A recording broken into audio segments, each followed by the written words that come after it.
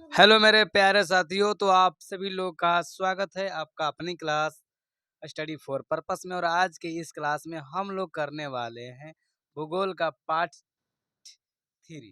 ठीक है। और जो हम लोग लेसन है वो आप लोगों को थंबनेल देखकर मालूम हो चुका होगा कि आज हम लोग पढ़ने वाले हैं परिवहन, संचार एवं व्यापार। आज क्या पढ़ने वाले पार्ट 3, और आज का ये अंतिम क्लास है। हम लोग इन 3 भागों में बांटे हैं, पार्ट 1, पार्ट 2 और पार्ट 3। ठीक है। और इस चैप्टर में जितने भी इम्पोर्टेंट क्वेश्चन है वो सभी सवाल कराने वाले हैं जी। ठीक है। और दिसंबर में क्या होगा, दिसंबर में लगातार हम क्लास चलाते रहेंगे आप लोगों को, और अभी भी क्लास चल रहा है आप लोगों को। ठीक है। तो चलिए मेरे प्यारे भाई, क्लास को स्टार्ट करते हैं जल्द से जल्द। चलिए, प्रश्न नंबर 30 जो है वह है, भारत में रेल परिचालन की शुरुआत कब हुई थी? ठीक है। मतलब भारत में रेल की शुरुआत कब हुई थी? जल्द से जल्द मेरे प्यारे भाई बता दीजिए कि आप लोग के एग्जाम में ना सेम टू सेम ऐसे ही प्रश्न दिए रहेंगे। ऑप्शन नंबर ए है 1753 ईस्वी, बी है 1653 ईस्वी, और सी है 1853 ईस्वी, और डी है 1953 ईस्वी। तो जल्द से जल्द मेरे प्यारे भाई बता दीजिए इसका सही उत्तर क्या हो जाएगा। तो चलिए, जो इसका सही उत्तर है ना वो होगा ऑप्शन नंबर सी, मतलब 1853 ईस्वी में। ठीक है। रेल परिचालन की शुरुआत हुई थी। तो चलिए मेरे प्यारे भैया, अब चलते हैं अगले प्रश्न पर। और अगला प्रश्न क्या है जी? अगला प्रश्न हम लोग का है प्रश्न नंबर 31। हिम सागर एक्सप्रेस कन्याकुमारी से किस स्टेशन तक जाती है? ठीक है। यह उतना वीवीआई नहीं है जितना आप लोग समझ रहे हैं, फिर भी आप लोग देख लीजिए। सवाल क्या है? प्रश्न नंबर 31, हिम सागर एक्सप्रेस कन्या से किस स्टेशन तक तो जाती है? ऑप्शन नंबर ए है गुवाहाटी, बी है हावड़ा, सी है जम्मू तवी, और डी है त्रिवेंद्रम। जल्द से जल्द मेरे प्यारे भाई बता दीजिए इसका सही उत्तर क्या हो जाएगा। तो चलिए चलिए, इसका जो सही उत्तर होगा ना वह होगा आप लोगों का ऑप्शन नंबर सी। ठीक है, जम्मू तवी। चलिए मेरे प्यारे भाई, अब चलते हैं अगले प्रश्न पर। अगला प्रश्न है, भारतीय रेल मार्ग कितने गेजों में बांटा है? ऑप्शन नंबर ए है 2, बी है 3, सी है 4, और डी है 5। तो जल्द से जल्द मेरे प्यारे भाई बता दीजिए इसका सही उत्तर क्या हो जाएगा। बता दीजिए तो। चलिए, जो इसका सही उत्तर है ना वह हो जाएगा आप लोगों का ऑप्शन नंबर बी। ठीक है ना, 3 भागों में बांटा गया है जी, याद कर लीजिएगा। भारतीय रेल मार्ग कितने गेजों में बांटा गया है? तो 3। ठीक है। चलिए, अगला प्रश्न क्या है जी? अगला प्रश्न है, भारतीय रेल मार्ग कितने जोन में बांटा गया है? ठीक है। कितने जोन में बांटा गया है जी? ऑप्शन नंबर ए है 16, बी है 9, सी है 7, और डी है 12। तो जल्द से जल्द मेरे प्यारे भाई बता दीजिए इसका सही उत्तर क्या हो जाएगा। तो चलिए, कितने जोन में बांटा गया है अगर सवाल दिया जाएगा आपके एग्जाम में, तो आप लोग कितना जाएगा? ऑप्शन नंबर ए, मतलब 16। चलिए, अब चलते हैं अगले प्रश्न पर जी। अगला प्रश्न क्या है? ये सवाल आपके लिए काफ़ी इंपॉर्टेंट है, इसे आप वीवीआई कर सकते हैं जी। एग्जाम 2025 खातिर स्पेशल तैयारी कर लीजिए आप लोग। ठीक है। और आप लोग, आपके पास जो भी गाइड है ना, आप गाइड को पढ़िए। ठीक है, तभी सवाल आप अच्छे से टिक कर पाइएगा जी। चलिए, प्रश्न नंबर 34 क्या है? पूर्वोत्तर रेलवे का मुख्यालय कहाँ है? ठीक है। ऑप्शन नंबर ए है गुवाहाटी, बी है भुवनेश्वर, सी है हाजीपुर, डी है गोरखपुर। तो जल्द से जल्द मेरे प्यारे भाई बता दीजिए कि इसका सही उत्तर क्या हो जाएगा। ठीक ना, जल्द से जल्द बता दीजिए इसका सही उत्तर क्या होगा। तो गोरखपुर। जो ऑप्शन नंबर डी है ना वो बिल्कुल सही है जी। चलिए, अगला ये भी इम्पोर्टेंट क्वेश्चन है जी। देखिए, जितने अब भी वीवीआई क्वेश्चन आ रहे हैं आप लोगों का, जितने भी इम्पोर्टेंट क्वेश्चन आ रहे हैं वो सभी करा दे रहे हैं जी। पूर्व मध्य रेलवे का मुख्यालय कहाँ है? देखिए, पूर्व मध्य रेलवे का मुख्यालय कहाँ है? ऑप्शन नंबर ए है हाजीपुर, बी है गोरखपुर, सी है भुवनेश्वर, और डी है कोलकाता। तो जल्द से जल्द मेरे प्यारे भाई बता दीजिए इसका सही उत्तर क्या हो जाएगा। चलिए, इसका जो सही उत्तर है वो हो जाएगा आप लोगों का ऑप्शन नंबर ए। ठीक है। हाजीपुर। तो चलिए मेरे प्यारे भाई, चलते हैं अगले प्रश्न पर। अगला प्रश्न है, दक्षिण पूर्व रेलवे का मुख्यालय किस शहर में है? देखिएगा, दक्षिण पूर्व रेलवे का मुख्यालय किस शहर में है? ऑप्शन नंबर ए है चेन्नई, बी है कोलकाता, सी है हैदराबाद और डी है सिकंदराबाद। तो जल्द से जल्द मेरे प्यारे भाई बता दीजिए, इसका सही उत्तर क्या हो जाएगा। तो चलिए हम ही बता रहे हैं आप लोगों को, इसका जो सही उत्तर होगा वह होगा आप लोगों का ऑप्शन नंबर बी। ठीक है, क्या हो जाएगा जी? कोलकाता। ठीक है, क्या होगा? कोलकाता। ऑप्शन में जो बी है वो बिल्कुल सही है जी। ठीक है मेरे प्यारे भाई, चलिए हम चलते हैं अगले प्रश्न पर। अगला प्रश्न क्या है जी? भारतीय सॉरी भारत में रेलवे स्टेशनों की संख्या कितनी है? बस सिर्फ आप लोग देखते रहिए। ठीक है, सवाल क्या है जी? भारत में रेलवे स्टेशनों की संख्या कितनी है? ऑप्शन नंबर जो ए है वह है 2133, बी है 3117, सॉरी 3317, सी है 7311 और डी है 6909। तो जल्द से जल्द मेरे प्यारे भाई बता दीजिए, इसका जो सही उत्तर है वो क्या हो जाएगा। चलिए मेरे प्यारे भाई, जो इसका सही उत्तर होगा ना वो होगा हम लोग का ऑप्शन नंबर डी, मतलब 6909। ठीक है, सही उत्तर क्या होगा? Option number D. चलिए ये भी इम्पोर्टेंट सवाल है जी आप लोगों के लिए, ये भी आई है। प्रश्न 38 क्या है जी हम लोग का? प्रश्न 38 है ना, उत्तर पश्चिम रेलवे का मुख्यालय कहाँ है? उत्तर पश्चिम रेलवे का मुख्यालय कहाँ है? ऑप्शन नंबर ए है जयपुर, बी है उदयपुर, सी है बिलासपुर और डी है मुंबई उत्तर। तो जल्द से जल्द मेरे प्यारे भाई बता दीजिए, इसका सही उत्तर क्या हो जाएगा।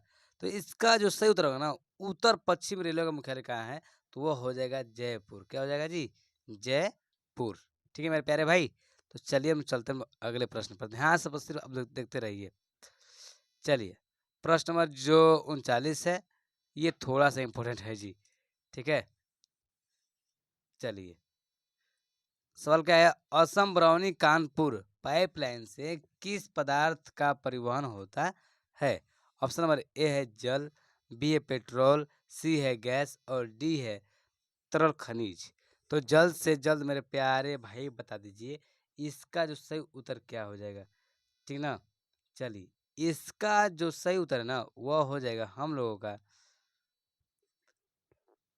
ऑप्शन नंबर बी, मतलब पेट्रोल। क्या हो जाएगा जी? पेट्रोल। चलिए मेरे प्यारे भाई, अब चलते हैं अगले प्रश्न पर। ये क्या है? प्रश्न नंबर 40 थी। प्रश्न नंबर 40 है, हावड़ा और कोलकाता किस नदी के तट पर स्थित है? ठीक है, ये लगता है सभी सब क्लास चुके हैं पिछले क्लासों में हम लोग। हावड़ा और कोलकाता किस नदी के तट पर स्थित है? ऑप्शन नंबर ए है गंगा, बी है हुगली, सी है ब्रह्मपुत्र और डी है कावेरी।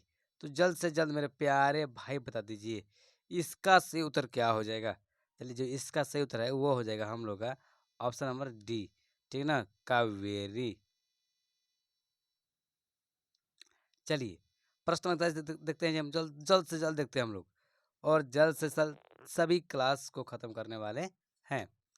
चलिए मेरे प्यारे भाई, सवाल क्या है जी? भारतीय सॉरी राष्ट्रीय जलमार्ग संख्या 1 किस नदी पर विकसित है? बता दो मेरे प्यारे भाई, राष्ट्रीय जलमार्ग संख्या 1 किस नदी पर विकसित है? Option number A Ganga, B है ब्रह्मपुत्र, सी है गोदावरी और डी है कोसी। तो जल्द से जल्द मेरे प्यारे भाई बता दीजिए, इसका सही उत्तर क्या हो जाएगा। तो चलिए जो इसका सही उत्तर है ना वह हो जाएगा हम लोगों का ऑप्शन नंबर सी।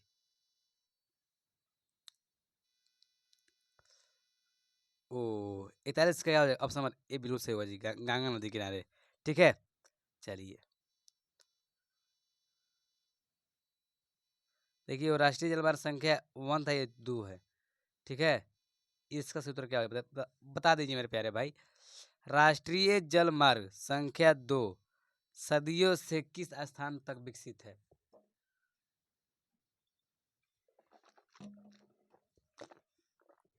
जल्द से जल्द मेरे प्यारे भाई बता दीजिए। आप ऑप्शन दिख रहा होगा जी। ऑप्शन नंबर ए है हम लोग का कोलकाता, बी है हुबली, सी है धुबरी और डी हल्दिया। तो जो इसका सही उत्तर होगा ना वो होगा ऑप्शन नंबर सी, धुबरी। ठीक ना। तो चलिए मेरे प्यारे भाई, चलते हम अगले प्रश्न पर। और आज का अंतिम क्लास है, ठीक है। ये अगला क्वेश्चन सवाल क्या है जी, राष्ट्रीय जलमार्ग संख्या 2 किस नदी पर विकसित हुई है? तो किस नदी पर विकसित हुआ है जी? तो वह है हम लोग का ब्रह्मपुत्र। कौन जी? ब्रह्मपुत्र। ऑप्शन नंबर बी है वो बिल्कुल सही है जी। ठीक है। चलिए अगला प्रश्न है, पारादीप पतन किस राज्य में है? ये सवाल उतना इम्पोर्टेंट नहीं है जो पहले सवाल इम्पोर्टेंट थे, फिर भी देख लीजिए कौन सवाल इम्पोर्टेंट है आप लोग के लिए। पारादीप पतन किस राज्य में है?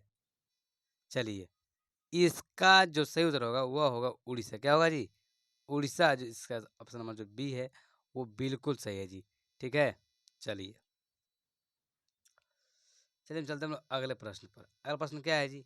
ओ यह तो सवाल इम्पोर्टेंट है भैया, आप माने या मत माने, हम जान अब इम्पोर्टेंट सवाल नहीं है और ये सवाल काफ़ी आपके लिए इम्पोर्टेंट है भी यही है जी। ठीक है। सवाल क्या है हम लोग का, वायु मार्ग का राष्ट्रीयकरण किस वर्ष किया गया था? ठीक है मेरे प्यारे भाई, बता दीजिए वायु मार्ग का राष्ट्रीयकरण किस वर्ष किया गया था? तो ऑप्शन नंबर जो ए है वो है 1853, बी है 1981, सी है 1953 और डी है 1973। तो जल्द से जल्द मेरे प्यारे भाई बता दीजिए। चलिए इसका जो सही उत्तर है वह हो जाएगा ऑप्शन नंबर सी, मतलब 1953 ईस्वी में वायु मार्ग का राष्ट्रीयकरण किया गया था। चलिए अगला प्रश्न क्या है जी? अगला प्रश्न है, किस देखिएगा किस पतन का नया नाम जवाहरलाल नेहरू पतन रखा गया? ठीक है, किस पतन का नया नाम जवाहरलाल नेहरू पतन रखा गया? जो ऑप्शन नंबर ए है वह है दिल्ली, बी है मुंबई, सी है चेन्नई और डी है कोलकाता। तो जल्द से जल्द मेरे प्यारे भाई बता दीजिए। ठीक है। चलिए इसके बाद काफ़ी इम्पोर्टेंट सवाल है, बस 2 सवाल और ही है। चलिए इसका जो सही उत्तर होगा ना वह होगा हम लोग ऑप्शन नंबर बी, मुंबई को। ठीक है। चलिए प्रश्न नंबर क्या है जी? भारत का कितने देशों के साथ द्विपक्षीय विमान सेवा समझौता है? ऑप्शन नंबर ए 103, बी है 200, सी है 180 और डी है 150। तो जल्द से जल्द मेरे प्यारे भाई बता दीजिए इसका सही उत्तर क्या हो जाएगा। चलिए जो इसका सही उत्तर है वह होगा हम लोग का ऑप्शन नंबर ए 103। चलिए इसके बाद क्या है जी हम लोग का, चलिए अभी 13 मिनट हुआ है हम लोग का, बस 15-16 मिनट पढ़ेंगे। भारत का समुद्र तट कितना किलोमीटर लंबा है? तो कितना किलोमीटर लंबा है जी बता दीजिए तो ऑप्शन देखकर। चलिए जो इसका सही उत्तर होगा वो होगा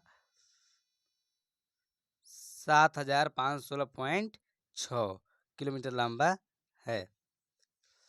चलिए मेरे प्यारे भाई, प्रश्न 49 क्या है जी? देश में वृहद पतनों की कुल संख्या कितनी है? तो ऑप्शन नंबर जो बिल्कुल सही होगा वह होगा हम लोग का 12। क्या होगा जी?